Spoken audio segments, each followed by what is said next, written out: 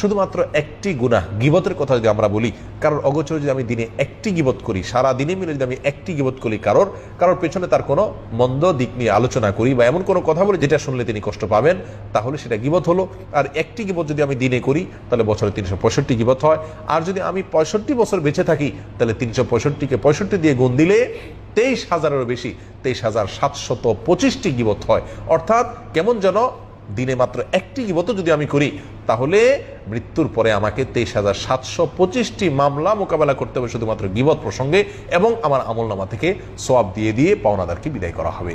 আর যদি একাধিক গীবত করি তাহলে তার সংখ্যা কোথায় গিয়ে দাঁড়াবে সেটা চিন্তা করার বিষয়। সম্মানিত ভাই বন্ধুগণ, কিয়ামতের দিনে আল্লাহ সুবহানাহু ওয়া তাআলার সম্মুখে ন্যায় বিচার যেদিন প্রতিষ্ঠিত হবে, সেদিন রক্ষা পাওয়ার কোনো সুযোগ নাই, কোনো ছল ছাতরি কাজে আসবে না, কোনো ঘুষ চলবে না, কোনো উকিলের ওকালতি চলবে না।